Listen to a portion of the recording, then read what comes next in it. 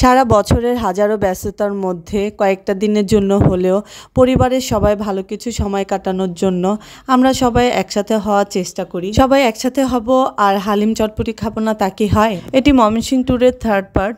ভিডিওটি রেডি করতে একদমই সময় করতে পারছিলাম না। আমরা পরিবারের সবাই যখন একসাথে হই অবশ্যই আমাদের হালিম চটপটি খেতেই হবে। পরিবারের সবাই বলতে দেবরের পরিবার, ননদের পরিবার, ননদের বাচ্চা অর্থাৎ ভাগনা ভাগ্নি সবাই। এখন দেবরেরও ছোট একটা পরিবার হয়েছে, 1 থেকে 1.5 বছর হয়েছে ও বিয়ে করেছে। প্রথমবারের মতো ওর বাসায় আমরা সবাই একসাথে হয়েছি। অন্যান্য সময় ঢাকায় আমাদের বাসায় আয়োজন করা হয়, এবার গিয়েছি ফার্স্ট টাইম দেবরের বাসায়। ঢাকায় ব্যবসা নিয়ে আলবির বাবার প্রচুর ব্যস্ত থাকতে হয়, আর একটা না 1 সপ্তাহ থেকে 10 দিন থাকা তার পক্ষে অসম্ভব। তাই আমরা আসার 4 থেকে 5 দিন পর আমার ননদের হাজবেন্ডকে নিয়ে ও ময়মনসিংহ এসেছিল। আসার পর থেকে আমরা প্রতিদিনই প্রায় ঘুরতে বের হয়েছি, আর বাহিরে খাবার প্রচুর খাওয়া হয়ে গেছে। তাই ভাবছিলাম আজকে আর বের হব না, খুব টায়ার্ড লাগছে, একটু রেস্টও হবে আর সবাই মিলে গল্প করব আর চটপটি করে খাবো। পরিবারের সবাই একসাথে হলে আমার হাতের এই চটপটিটা খেতে খুবই পছন্দ করে। এই তো কথায় কথায় আমার চটপটি অলমোস্ট রেডি হয়ে গেছে। চটপটিটা আমি একটি বলের মধ্যে অনেকের জন্য একসাথে নিয়ে বানিয়েছিলাম। এরপর আলাদা আলাদা বাটিতে নিয়ে পরিবেশনের পালা। এখানে ফুচকা, টক যার যা প্রয়োজন সেভাবেই দিয়েছি।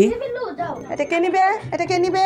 দিবি না? হ্যাঁ, এক এক করে সবাইকে দিয়েছি। এই যে আলবির বাবা, আমার ননদের হাজবেন্ড আর আমার দেব, 3 জন একসাথে বসেই খেয়েছে, ভালো একটা সময়ও কাটিয়েছে। ওদের দেওয়ার পর আরও কিছু চটপটি মিক্স করে অন্যান্যদের জন্য রেডি করেছি আর এক এক করে সবাইকে দিয়েছি। এভাবে সবাই মিলে কিছু করে খাওয়া, মুভি দেখা আর গল্প করা, সত্যি সময়টা বেশ সবার ভালোই কেটেছিল। এই তো এক এক করে সবাইকে দেয়া শেষ। সবার শেষে আমি একটু খেয়ে নিচ্ছিলাম আর চিন্তা করছিলাম পরের দিনের প্ল্যানটা কি, কারণ হাতে সময় খুবই কম। আলবির বাবা খুবই শর্ট টাইমের জন্য এসেছে আর এর মধ্যে কোথায় কোথায় যাওয়া যায় তাই ভাবছিলাম। পরদিন গিয়েছিলাম বাণিজ্য মেলায়, ওখানে বাণিজ্য মেলা হচ্ছিল আর সেটাই আমি কিছুটা শেয়ার করছি।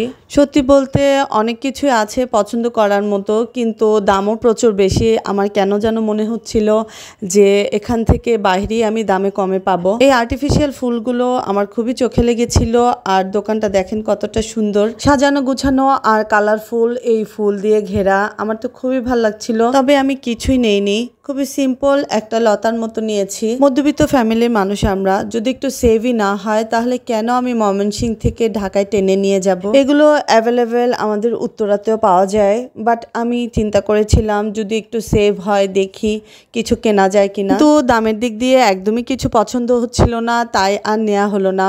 আমরা প্রচুর ঘোরাঘুরি করেছি আর খাওয়া দাওয়া করেছি। তো যাই হোক, ঘোরাঘুরি করতে করতে অনেক রাত হয়ে গিয়েছিল, এখন যাওয়ার পালা। ভালো একটা দিন কাটিয়েছি আলহামদুলিল্লাহ। ময়মনসিংহের কিছু সুন্দর সুন্দর মুহূর্ত আপনাদের সাথে শেয়ার করলাম।